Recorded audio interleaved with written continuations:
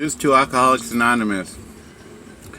So I got a friend who's got a sponsee who she really cares about, and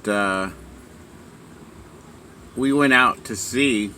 I took him sailing, me, my girlfriend, and my friends, and her sponsee. So we're all out there. Now her sponsee's never been on a boat before. She's had a good time. She's boom, she was taking all her selfies and boom, boom, putting more lipstick on, bam, She's having a good time. So we started from Santa Monica. We came all the way down to Redondo Beach. Then I turned around, went into 45-degree angle out to sea. And this was all planned, because my friend really cares about her sponsee because she looks just like her daughter who passed away. So she's really protective of this girl. So anyway, she goes, but she's hard-headed, Mark, and I don't know what to do. So I said, hey, we maybe you can help me. I said, well, we'll see what we could do. So we took them out. We take her out on the boat. We're barbecuing, we're making shish kebabs, shrimp shish kebabs, and just having a good time, She's really enjoying it. And she goes, Mark, am I going to get seasick? I go, there's a possibility. But here's the secret. We're very close to land, so always look at the land. If you feel a little nauseous, always look at the land, and you won't get sick. So that's what she did. And we were having a great time. And we were all in on it. My girlfriend knew what was going to happen. My friend knew what was going to happen.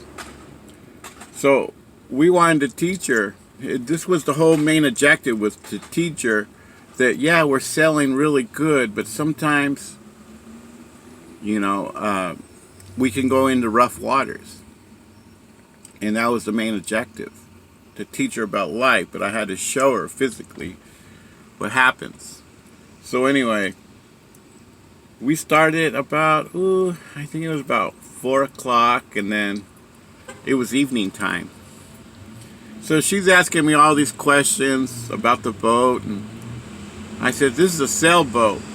She had no idea I had a motor. I have a motor, diesel motor in my boat. And she says, well, this don't have no motor? I said, oh, no, I took the motor out. It makes the boat a little bit lighter, but I didn't tell her we have a motor. So anyway, I said, oh, okay. She was, as long as you know what you're doing. I said, I know exactly what I'm doing. So anyway, we head out to sea. And next thing you know, it's evening. It's getting darker. It's getting colder. So we all start changing up and putting our sweatshirts on, and temperature's starting to drop a little bit. Next thing you know, it's about, probably like 9 o'clock, 9:30 in the evening now. The wind stops. I set my GPS for about an hour and a half out, and you could barely see the land where we were at. You could barely see a light. So anyway, we're out there, and all of a sudden, the wind stops. No wind whatsoever. And she was, hey, Mark, how are we going to get back if there's no wind? I said, oh, we'll probably have to wait till tomorrow morning, so the wind to pick up, so we could get back to land. She goes, oh my God, I just started my job, and I'm going to lose my job. I said, well, call your boss. And and I said, remember what I told you? I go, sometimes things get, we could be sailing along just good, perfectly, and then all of a sudden, there's rough waters or rough, rough times, ahead. We got to be prepared for that. She says, oh, is that what you're trying to tell me all day? I said, yeah. I go, well, this is a rough time because we got to wait till tomorrow morning. She's freaking out. My My girlfriend's laughing. My best, my really good friend is laughing. They're chuckling because she had no idea what was going to happen. So anyway, all day long she was doing her selfies and, she's on the sailboat and she's, boom, putting more lipstick on and taking more selfies. And I got her pictures of her, sailing the boat, and we're just having a good time. That was during the day. But like I said, when evening came and we're way out there, where you could barely even see the land, she kind of like freaked out.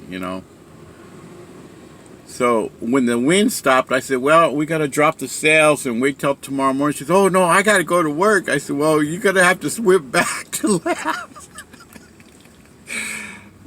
She goes, are you serious, Mark? I said, yeah, I'm serious. And then she started crying. She goes, nothing goes, my life was going so good, and I just started this job. And I go, it's funny, he thought, life throws curveballs at us every now and then. We were sailing along all day long, really good, until now we don't get no wind. Now we're in rough waters. So I didn't want to drift too much. I go, well, sweetie, help me drop the sail. So we dropped the main sail, and we start tying everything up. And she sat there. She started crying. Her mascara started coming down. Her red lipstick started to get all messed up. And I was like, what happened? He thought, you need to put some more red lipstick on. And my friend starts laughing. It's like, oh, Mark, you're so much. And I sat right next to her. I said, he thought, it's kind of funny how life throws a curveball at us every now and then. But we got to be prepared, spiritually, emotionally. She cried. She goes, Mark, everything was going so good. I go, that's my whole point. He thought, every now and then, life will throw something at you. And that's why we brought you out here. Not only that, but I cut off the main power. So there's no lights. It's pitch dark out where we were at. Pitch dark. I had headlamps. We all had headlamps. That's it, And, you could just barely see in front of you. So she says, what are we going to do now? I said, well, we got to think ahead of the game. I go, start pedaling. Or we could sail back. We could pedal our way back to land. So she starts paddling, we start laughing, So anyway, I said, oh, that's not going to work. And then more and more mascara start coming down her face. So I just started my job. I'm going to lose my job. I go, oh, don't worry about it. I go, don't you believe in God? She goes, yes. I go, then start praying. The whole point was to teach her that, everything can go very, very well. You could be sailing along, nice wind, nice everything, and boom. I go, that's why I have all these instruments, but now I can't use no instruments because the power is shut off. Everything's shut off. I have a kill switch to turn off all the power. And she goes, now we're using headlamps. I go, isn't that kind of funny? We're doing really good. We had a nice barbecue, and we were doing really good. She goes, yeah. And I said, Hita, we always got to be prepared spiritually, emotionally for rough times. Because there's going to be a lot of rough time, a lot of changes ahead. She said, yeah, now I understand. Now I understand what you're saying. So I hit the switch. All the power comes back on. I said, let's go home, Hita. She goes, well, are we going to start paddling? I said, no. I push a button, motor starts up. Boom, we start sailing back. We start, I have a full tank of gas in my sailboat. So we start sailing, I turned on the motor and we just motored it in all the way. And she goes, you brought me out here to teach me something. That I go, what did you learn? I said, Hita, what did you learn? We could be sailing along and all of a sudden there'd be some bumps in the road. And I go, that's a fact. That's why we got to be prepared spiritually, emotionally, Hita. Now you understand? She goes, yeah, I understand. I really had a good time, Mark, but that was a rough lesson. She got a little sick, a little nauseous, but not too bad. She did pretty good. And we got back, and she hugged me. She said, thank you so much. So now she comprehends. That was the way to teach her that, yeah, we could be sailing along and life will hit you all of a sudden, out of the blue. And that was the lesson for her. And my friend really liked that. She said, that was so sweet of you, Mark. Because I couldn't get through her. She means so much to me. She looks just like my daughter. My daughter passed away in 1990, you know. And I think we got through her, you know.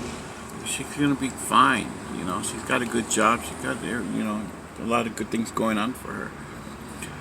But that was the whole lesson. And it was a strong lesson.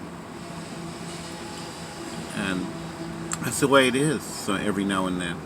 So that was a lesson for her, and it was a lesson for all of us to comprehend. Yeah, it don't matter how much time you have.